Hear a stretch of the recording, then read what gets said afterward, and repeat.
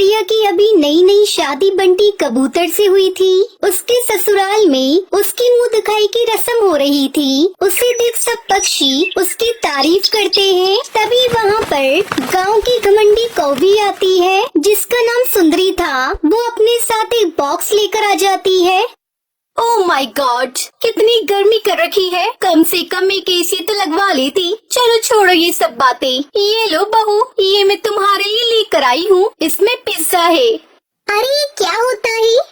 हाँ, आपको पिज्जा के बारे में नहीं पता? अरे कैसे पता होगा, पिज्जा गरीबों के लिए होता ही नहीं है। इसलिए तो खास आपकी बहू रानी के लिए लेकर आई हूँ। ये लो। इससे पहले तो पिज्जा देखा तक नहीं होगा आप लोगों ने। मैं चलती हूँ, वरना यहाँ गर्मी में उबलकर मर जाऊंगी।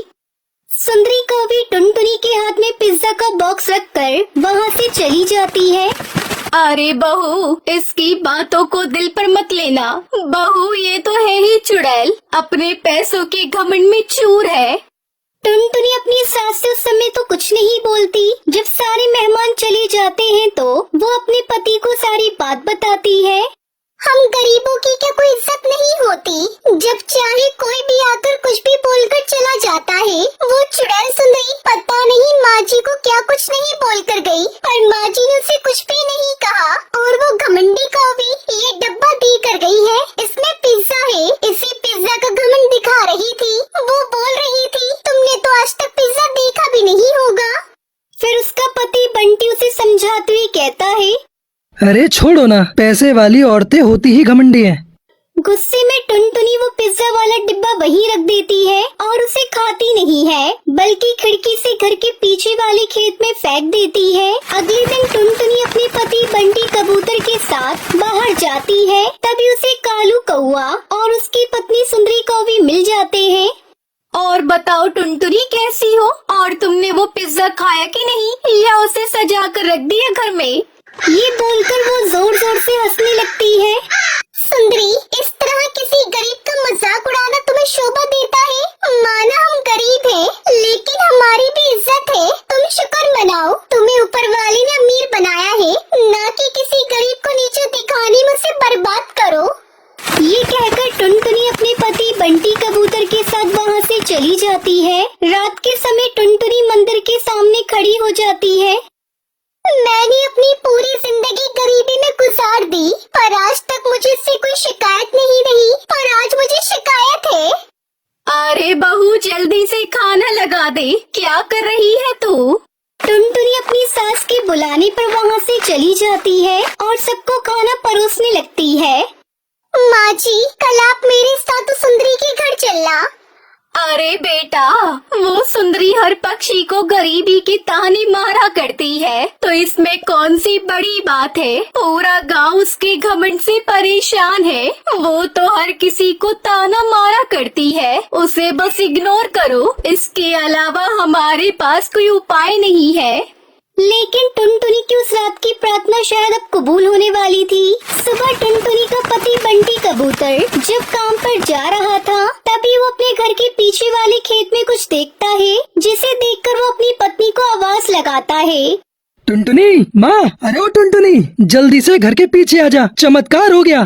टुनटुनी भागकर घर के पीछे पहुँच जाती है। क्या हुआ जी, अचानक आपने यहाँ क्यों बुलाया? टुनटुनी ये देखो, अब वो पूरा खेत पिज्जा से भरा हुआ था, तो पिज्जा उगाए हैं पूरे खेत में, लेकिन ये चमत्कार आखिर हुआ कैसे? कुछ देर तक टुनटुनी सोचती है, तब उसे याद आता है।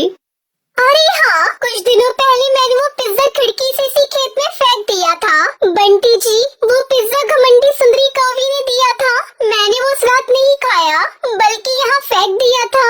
लगता है उसी की वजह से पिज्जा की खेती हो गई। हमारी गरीबी देखकर स्वयं भगवान ने हमें आशीर्वाद दिया है, उन्हें हम पर तरस आया है। अब उस घमंडी सुंदरी का घमंड टूटेगा। उसने कहा था ना कि हम गरीबों ने कभी पिज्जा देखा ही नहीं। आज देख लो, हमारे पास इतना पिज्जा है कि हम पूरे गांव को खिला सकते हैं। हाँ बहू, यही सही दिमाग लगाया तुमने। पूरे गांव के पक्षियों को हम पिज्जा खिलाएंगे।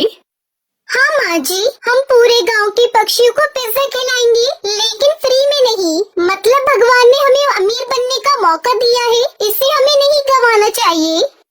इसके बाद दोनों सास बहू बंटी कबूतर मिलकर सारा पिज्जा इकट्ठा कर लेते हैं और वो बंटी से बात करने के बाद सुबह से ही घर के बाहर वो लोग पिज्जा बेचना शुरू कर देते हैं।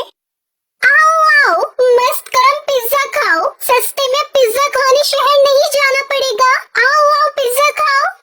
टुनटुनी के घर के बाहर बहुत भीड़ लग जाती है। दूर दूर से पक्षी इस गाँव में पिज्जा खाने के लिए आ रहे थे। उस दिन उनकी बहुत कमाई हो जाती है। माँ जी, हमारी आधी गरीबी तो आज ही खत्म हो गई। अरे बहू, ये सब तेरी वजह से हुआ है। तू हमारे घर की लक्ष्मी है। उस दिन के बाद से सास और बहू मिलकर पिज्जा की खेती करनी शुरू कर देती है और कुछ ही दिनों में वो लोग मार्केट में एक रेस्टोरेंट खोल लेती है। अब उनका परिवार अमीर हो चुका था। एक रात, माँ जी, कल सुंदरी के घर चलते हैं, उसे ढेर सारा पिज्जा गिफ्ट करके आते हैं। बहुत घमंड था ना उसे। अगले दिन दोनों सास और बहू मिलकर सुंदरी कवि के घर जाती है और उसे कार भरकर पिज्जा गिफ्ट करके आती है।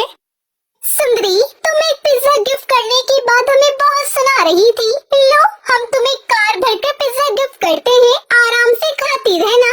महीने भर का स्टॉक दे दिया है हमने तुम्हें। अब वो दोनों सास बहू खुशी खुशी पिज्जा खेती करती है और एक साथ रहने लगती है।